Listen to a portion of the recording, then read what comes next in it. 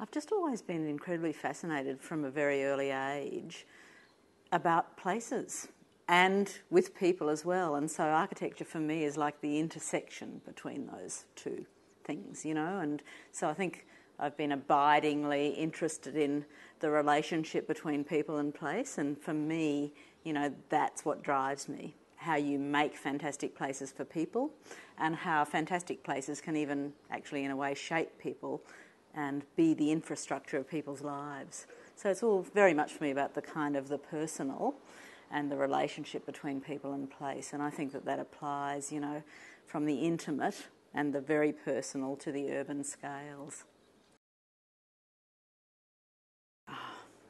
Get some sleep. You know, and sustain that passion, really, because it is an incredibly demanding profession, and I think what has kind of sustained me through it and through all of life, you know, and the vagaries of life and all of the stages of life where you're dealing with everything and you're kind of in your personal development, it's been that passion, you know, for people and places that has kept burning, I suppose, and I've been able to remain unjaded. And I think it's just sort of sustaining that interest through, you know, all of the trials and tribulations. And it is an incredibly kind of demanding, time-consuming profession. But I think if you can always make sure that you make room for your other passions in life as well. So, you know, your passion for architecture can run in parallel with the passions for your family, life.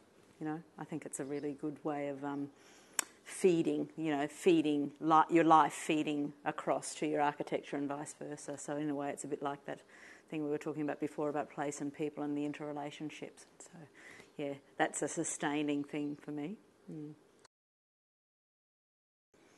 Yeah, I think listening. I think if you've got the ability also to listen and really listen and to put aside your own ego. So, you know, I sort of think of architecture as a service where you've got this amazing privilege to kind of manipulate space and light and air and all of that ephemera to the benefit of humans. So I think in order to be able to do that for other humans' benefit, you need to actually understand who those humans are, what they actually really need. So I think listening's a big one. But then there are all those things like spatial acuity, and I don't think every human has that. This is an interesting thing that you discover when you work with students or, you know, any other human. You actually start to understand that not everyone has that basic kind of skill to actually understand space.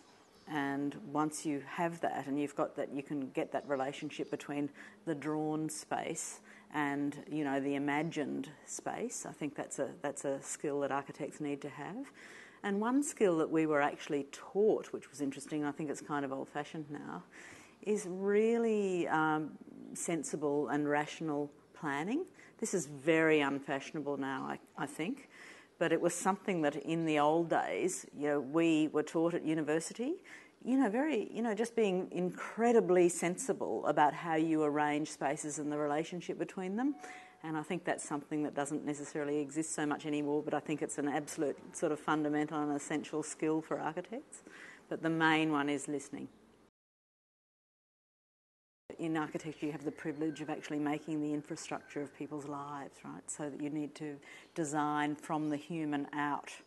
I really believe that. I think that we have this enormous privilege to kind of create spaces for humans.